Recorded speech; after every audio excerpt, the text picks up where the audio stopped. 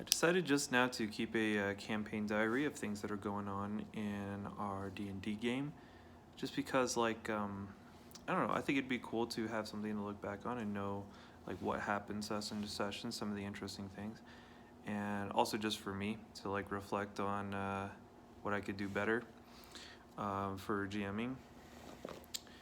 Um, the campaign we just started, we just had our first session of the Goblin Brouhaha, which is one of several campaigns that I gave to my players to pick between. This one is it's Goblin centric, which is interesting. Um, the reason I think why my players picked this is because in the last campaign that I ran, which they I think enjoyed quite a bit, but we didn't finish because of several circumstances. There was one episode where they went to the Goblin Market, and that was a very exciting one for me because it was just like a very weird, chaotic, magical place, and my players got very excited by like the role playing and the weird stuff that was there, the weird stuff they could buy. My friend has this like very vivid memory of a vendor that I think I stole, or I like took it and adapted it, where they would go in and they bought like a fortune or something. There was like a very like some kind of weird like magic thing like that, and the payment was that the goblin wanted the the character's mother's maiden name as like a memory. They wanted to steal that memory away so that the character would no longer remember their mother's maiden name, but the goblin would have that. And they thought it was like very weird. And the goblin like pulls out a metal straw so they could like suck the memory out of the player's brain. So weird goblin-y stuff like that is I think what really like sold them on that whole idea. And they saw that there was a campaign about goblins, and I think they were all kind of sold based on that, which is cool. It's cool that they sort of like put that trust in me that like, hey, we know that like you can run these kind of characters, let's see you do it on like a grand scale. Now it does also provide a huge challenge because having a whole campaign where like the central conceit is you're going to be fighting this one type of monster over and over and over again, is you could see how that would like be difficult. It's like a lot of pressure to not become stale, and I'm doing a lot of work and a lot of thinking around the clock to try to figure out like how am I going to prevent that. But this first session, it started off with them in the keep receiving this job from the Marquis, and they had a couple minutes to like mingle, and then the Marquis comes out. And one thing that I tried to emphasize to them, and I did it just by kind of explicitly saying it, I was like, the Marquis isn't really taking this threat super seriously. You kind of look around and it's like, these don't seem like the most professional adventurers. He is kind of like not hyping it up as like a big threat or anything like that, and the reward isn't that huge. He's offering them some land for whoever can like do the most to sabotage or disrupt this thing that's going to happen. But they do find out that what their job is to go disrupt the Goblin Brouhaha, which is a centennial event where a goblin is born named Brouhaha. So Brouhaha is a goblin who leads the Goblin Brouhaha, which is the one time in a century where the goblins actually organize themselves enough. They're not just in raiding parties, but they actually organize themselves enough to try and conquer, to actually launch a conquering attack against human lands and try to take their cities and their keeps and stuff like that. So the Marquis, being in a march, he's on the borderland, is the one who's likely to be most affected by it, him and his lands. So he's the one in charge of hiring these heroes. But the historical records that they do have say that the goblins essentially just bounce off of the human lands every time. Like they show up, They try to do their attack, and it doesn't work because they're goblins. They're weak. They're not necessarily a society that's built to do this thing. It just so happens that every 100 years they like gather up the willpower and believe they just believe that they can actually like take over human lands. Um, the reason why it's a threat is because, even though they're not going to succeed in conquering, the human kingdom, they're still going to take casualties along the way. It's still going to be a large scale attack, and anything that these adventuring heroes can do to weaken them is a good thing, right? Trying to like preemptively weaken it. I think of it, and I think I'm literally going to have some kind of tracker, like a threat level tracker or something, related to the Goblin Brouhaha. That kind of is like the opposite. It's like an anti preparedness meter or whatever it was. There was like a tracker to show how strong your military strength was in Mass Effect 3. And I kind of want to do that in reverse, where it's like, okay, here's how powerful that the enemy is, and their job is to make it weaker and weaker. The whole idea here is that the attack is going to happen either way, as long as Brouhaha himself, like that's his whole purpose in life. So he's going to make that happen. He's going to launch this attack regardless of how much the heroes disrupt it. But the more that they can go in and disrupt what the goblins are doing, kill their lieutenants, sabotage their equipment, whatever they can do, will just weaken the army more and more, so that the attack will, take less casualties. That's the whole conceit of their adventure. And they had a fun little moment while they were in the keep, like the main, hall. The idea was that, different adventuring parties would be leaving at different times, so that it wouldn't look like an invasion or a grand scale attack on the Ache. That's the name for the Goblin lands. It's just called the Ache because it's just a descriptive name. I for the place names in this, I tried to have them be like very just like baseline descriptive names. I feel like that's how goblins would name things. For example, the biggest camp, the one that's in the center of the Ache, is called Big Camp, and the little one is called Piss Camp.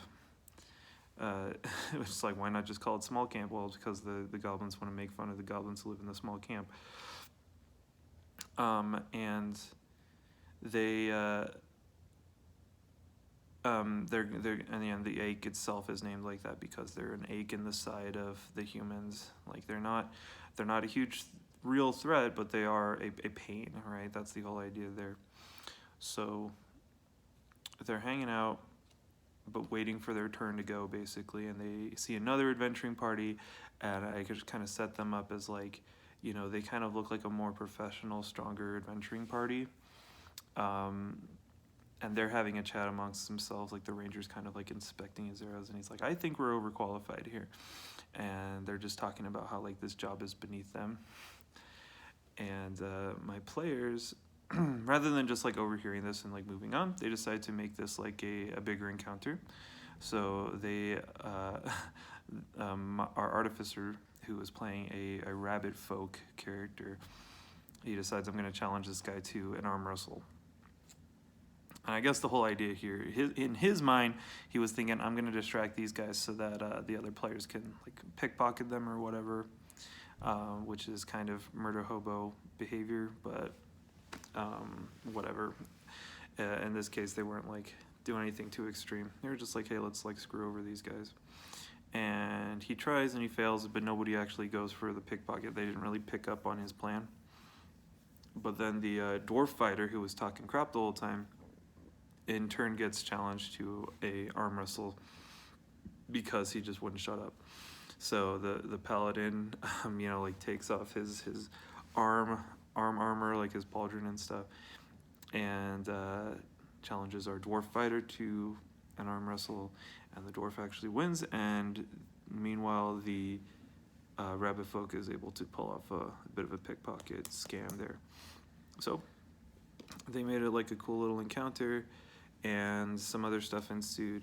One of the big moments I wanted to hit during this session was the lore master. So the keep has a lore master, and I made it a point that the marquee would like direct them towards the lore master so they could learn more about the goblins.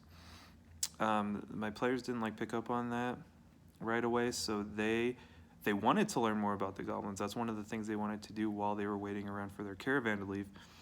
But they went straight back to the marquee in his throne room and like disturbed the guards and like freaked out the lady of the keep. And they were like, "Hey, tell us more about this situation." And they were like, and he was like, "Well, I said you could go see my lore master." So my players, especially like the 8-foot tall Goliath ranger, who I love that you picked that race because I think it's a cool race. I almost bought Volo's Guide to Monsters just so we could do that, but he found it on D&D Beyond. Either way, and I love that because it's just like, well, if you just have like a giant hanging out, like people are gonna pay attention to that. That's gonna be like what draws their focus all the time. So it allows me to add like little bits of flavor, getting targeted because he's obviously the biggest threat, or just people being like freaked out by him being around, being intimidated. It's great. Well, the player is a he, the character is a she. And when they actually go meet the lore master, I get to, give them what I had prepared. They got their map, so they have a basic map of the place. The way I want this campaign to go, hopefully, is it's time bound. That's really important. So I'm going to be using a time tracker to track each hour that passes for 14 days. That's how long they'll have to spend in the ache to try to do as much damage as they can to the goblins' plans. And they have a map, so they can basically decide, okay, here are the major landmarks. We're going to travel around and try to see what we can do. That's great. It has the major landmarks. They might discover some like other minor like things along the way, but the idea is that they're going to be choosing what they do session to session. Not necessarily that I have to have everything prepared, because there can always be like things to interrupt them, slow them down, like patrols and whatever. The whole idea is that they go to the Ache, which is like this area like grassland / foothills place, and it'll take about a day to like traverse the whole thing, and on the way like anything could happen. So the reason I wanted them to see the lore master so much was to have a little bit of flavor, to set up that like nobody's taking this seriously. You guys are the only group that actually bothered to come into my study and ask me questions about the goblins, and it kind of seems that like everybody else is treating this like a joke, which hopefully will pay off when they see that the goblins are an actual threat, that Brouhaha himself is like a huge, horrible, nasty monster, which they have no idea yet. They think that like, okay, he could just be like any random goblin. But what they do know, and there was like a little bit of a hint at this, the lore master taught them about goblin physiology, and an important thing is that if they have in their system, if they've ingested the blood of another creature, then their offspring, like if they breed it, that if they mate at that moment, their offspring will be kind of a mix with that creature, which is a little bit it's not a pleasant thing to think about, but it's very cool because it allows the goblins to basically look like whatever I want.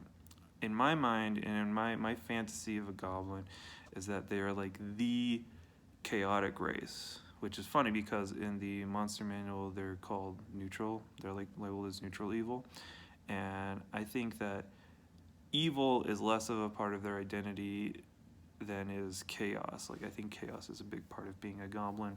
The fact that they're unpredictable, that they're always fighting amongst themselves, that they are rude and crass and all of this stuff. To me, that's like the point of goblins, is their chaotic nature. And I think if that's reflected in their physiology, that's like a lot of fun. And it allows me to, be very descriptive with like how they look and how they're all different and stuff like that. This idea of the goblin physiology came from my older brother, who wrote this into a fantasy comic that he was working on at one point, which, you know, he didn't do it quite the same way, but the idea of just like goblins being able to like interbreed with whatever is a cool way to get what turns out to be like labyrinth goblins. I don't know if this was my brother's goal, but this is how I interpret it, and that's how I like totally use it. Is my favorite goblins are labyrinth goblins, like from the movie, from the 80s, David Bowie starred film Labyrinth. Those goblins are my favorite because they're so diverse in their appearance. So they can be fat, they can be stocky, they can be skinny, they can be like tiny little like puffed balls of fur that just kind of like scamper around.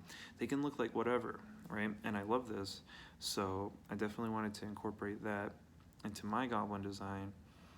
And even this, I think, and it also kind of incorporates ideas from the Goblin Market, which is it's a poem that kind of also depicts goblins in this weird way, where they're all very different and have just disparate appearances and looks to them, usually defined by other like animal bits that they have looked in. Like one looks like a cat, one might have like a beak or feathers or something like that. And it's a very creepy poem. It's not a super fun like chaotic like goblin poem, but it's very creepy, but it still fits into that like fantasy that I have of like goblins are weird and unpredictable. You can't even like predict what they're gonna look like necessarily. And I try to reflect that in the way I describe it. I might even get some kind of like random chart going for like goblin appearance features, which it seems like a lot because goblins come in large numbers. So I'm like really on the fence about this. I keep going back and forth on whether I will do it or not. But I think if I do, the best way to do it will be to have the chart in front of the players, so that when I roll the d6s or whatever I choose to use for it, my plan right now is maybe different colored d6s, and then each like color has a chart associated with it, so that when they look at those charts, they can just see, okay, this is a goblin that has like feathers, and the feathers maybe give them a bonus to like dex saves or something like that. It's like a very minor bonus or weakness depending, and that's something that they have access to. So they can go look at it if they want, but like the basic goblin is still there, so it's like you can also just kill it, right?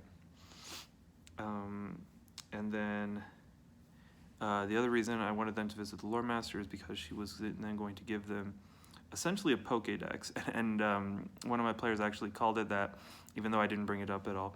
But what it was is she when she realizes, okay, this is the only group that's coming to see me, I might as well give them an extra edge.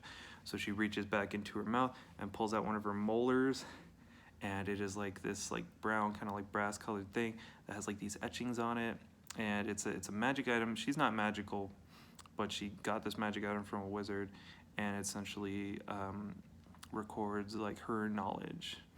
It's just like a lore delivery thing, but it's also can have like a lot of practical use. When they go out into the Ake and they're encountering different kinds of zombies, they can just like, what they have to do is they have to ask the tooth a question, then put it in their mouth, and then it'll like give some information about whatever kind of goblin that they're facing. So that's way fun.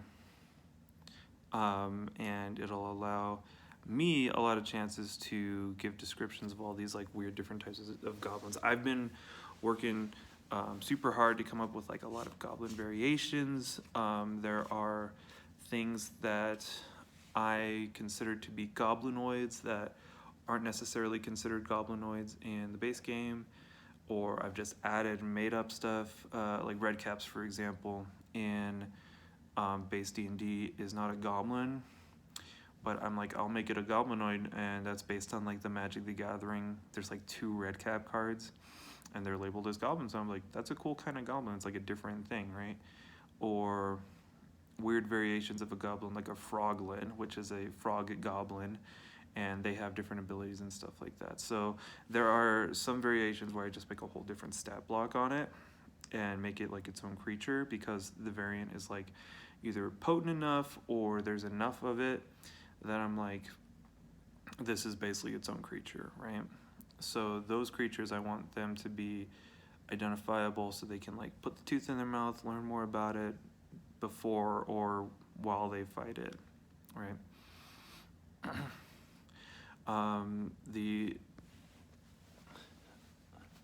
The party was brought to the Ache. They were brought to the border, and they were warned that there were some border posts up.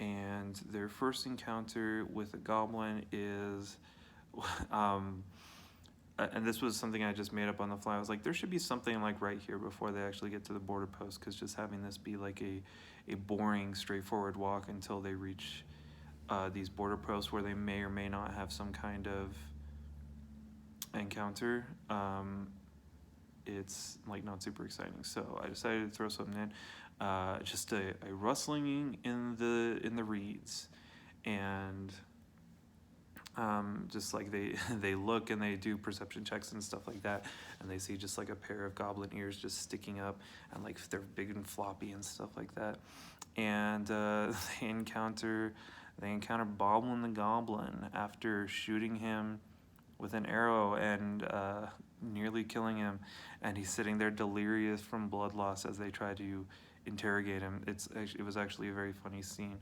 The name Boblin is like a classic like internet meme that I just threw in, and they may or may not know it. Either way, I'm fine with it. And he's simultaneously like that meme of Boblin the Goblin who's supposed to become like the party pet or whatever, and he's also the I'm just a poor little goblin. There's like a video that has like a few different versions of it where it's this voice actor is just playing this goblin who's like crying, and the goblin's like aware that he's a level 1 goblin, and he has like meta knowledge about like I have 3 hit points or whatever. It's very funny, and I basically just did that where this goblin is like freaking out. He's so sad, he's crying. I try to play him up as being like a very cute little goblin. And they're like, why are you out here? And he's like, I was trying to collect beetles. And he's like, how many did you find? I found 2 beetles. They look in his pocket, and he has 1.5 beetles, because presumably like one of them ate the other one in his pocket. And the fighter takes his hard-earned beetles from him. It's messed up.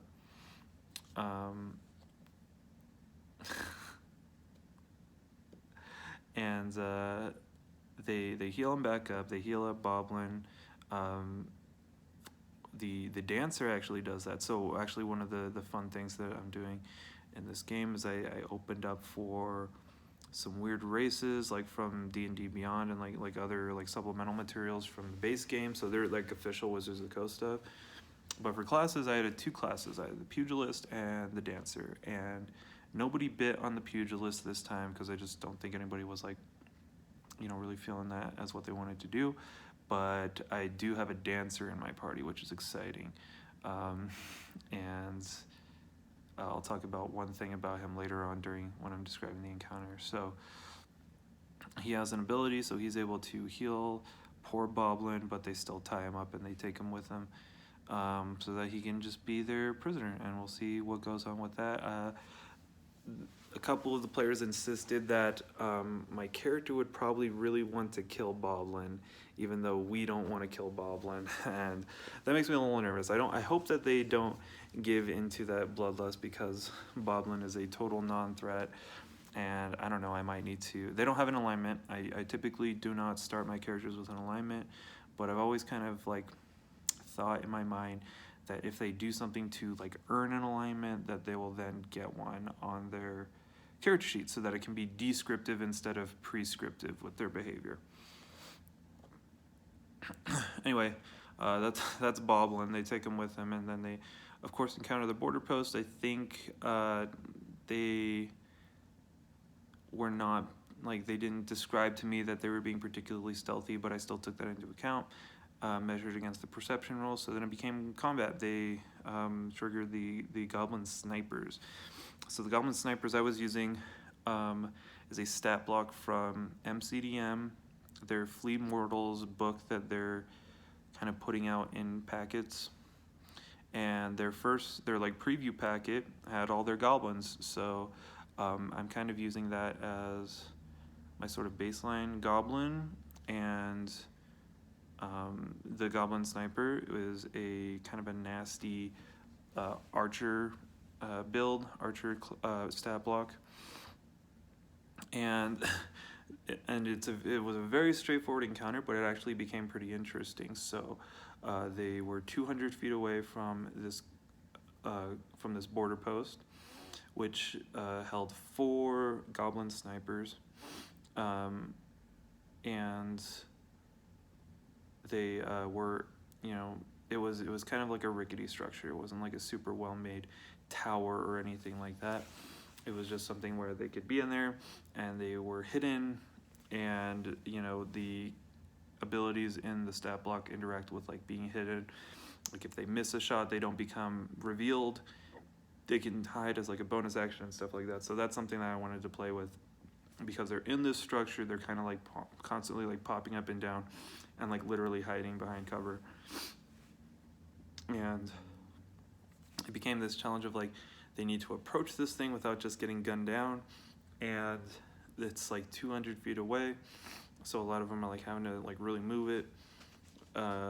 Some of them were trying to do like range attacks, but it like sucked because of the disadvantage from them being hidden. It was neat. It was like a very straightforward encounter, but it ended up being pretty cool. And I have a couple of players. One of them especially is like way into like lateral thinking when it comes to D&D encounters. I think that's like why he likes the game, is because he realizes like I do not have to just like press attack to win this fight. I can do like weird stuff and try to like work my way around this problem, right? So of course he was like, I'm not going to try to attack these goblins, I'm going to try to attack the structure. He was the one playing the Goliath Ranger, right? So I was like, I'm going to bring that thing down. So he's like charging forward, like all the other like melee characters are charging forward, like trying their best to get to it. You have the dwarf fighter like moving 25 feet at a time, so he's already moving slower than everybody, and he's still trying to like take his action to fire his short bow or long bow or whatever you had, and missing constantly. But he does kind of get into like a duel with this one particular sniper, and that's cool. And there were some interesting things that happened. I think it's very important for me to roleplay these goblins in combat as well as like out of combat. So the one of them rolled a nat 1 for their initiative, so I just said that he was asleep, and for that turn he was just going to skip his turn, while the other goblins like try to wake him up. And then that goblin, the one that was asleep, kind of became like the butt of all the abuse that the other goblins could throw at him. At one point, when he missed a shot, at the beginning of the next round, the goblins just like throw him out from the front of the border post. They're just like, screw you, man, you're out of here, and they just like chuck him out, and he kind of just tumbles down in front of the border post, which I thought was great. I hope that my players understand that that's about like flavor and having it be like fun and funny or whatever, and not just me trying to make it easy on them, because the fight was, it wasn't like super brutal. Like nobody got knocked out, but somebody definitely could have, because these goblins were hitting hard and they were hitting well. They had +5 to hit, and the party is level 1, right? And there was 4 of them. So with those snipers, I mean, it was a real fight. I just had to remember that like goblins aren't going to always act optimally. They will act optimally if they have leadership. But in this case, they didn't. They were just kind of there. And I liked role-playing the goblins, like squabbling between each other. I think that's like cool stuff, and it's very goblin-y. Another interesting thing that happened during this fight is I was surprised by the power of the dancer at one point, where he did a dance move that healed everybody in a certain range for 1d8. And when he did that, he gained all of those hit points as temporary hit points. And I think my player didn't really like fully understand what the rules were for that, or like how the ability was written, because like he wasn't really able to tell me how long those temporary hit points were gonna last for, but it was still like he got like 18 temporary hit points at first level, and I was just like, well, geez, man, you're like unkillable now. So we need to go back and look at that, because I mean, I'm gonna stand by my decision, and I'm not gonna like make him change classes or anything. But I mean, if this homebrew class ends up being like too ridiculous, I don't know. I guess we'll have to make some adjustments or something. But they were able to defeat the goblins. Basically, they like brought down the tower. It was actually a cool move where the Dragonborn sorcerer used his acid splash spell to kind of like weaken it, and then the Goliath ranger like finished it off by just like smashing it down, right? And I didn't have any like HP or anything for the border post. It's not really something I considered, but I just decided like, yeah, that totally works. Like that makes sense. This is like not a very strong structure. Acid splash plus like a 8-foot tall woman who's like somewhat made of stone running into it. Yeah, that'll bring it down. So they bring it down, and then the goblins like they kind of start to scatter. And that's when they got introduced to one of the other things in the MCDM stat block, which is that all of the goblins have the crafty ability. And crafty, it essentially just means that them moving doesn't trigger attack of opportunity, which is a really cool ability to work with, and something that can be just kind of a theme throughout the campaign. Like at least for my small goblins, like anything that isn't like a larger variant, like small goblins, like not hobgoblins. Hobgoblins wouldn't have the crafty ability. It just like doesn't make a lot of sense. But all like smaller goblins, small sized goblins will be able to have this crafty ability, and it just makes kind of like an ability through line throughout the whole campaign, where they like have to learn to deal with this thing that the goblins can do. And it was cool that they like noticed it like right off the bat, where I was like, the goblins they just start running, and they're like, okay, but we get like an attack of opportunity, right? And I was like, you actually don't. And they were like, what? I'm like, what is this? So like slowly over time they'll catch on that this is an ability that all my goblins have, and it's something that came from the MCDM stat block that I'm just gonna apply to all my goblins because I like it. They're gonna see a lot more, but basically after the goblin who was actually pushed out of the tower, he tries to want to run away, and with his like dying action, he blows a horn, presumably to summon like other patrols to come over here. So that's basically where they left off. This guy blew a horn. The players, finish combat and they escape, and they start heading east, and they're going towards ostensibly they're going towards Scrimbly's Hollow, which is very interesting. I'll mention that in a minute. So it's the middle of the night. This whole thing's going to be time bound, like I mentioned. So they're starting day one, and they'll have a limited amount of time. They'll have to ration out their rest times. I'm hoping that they'll like.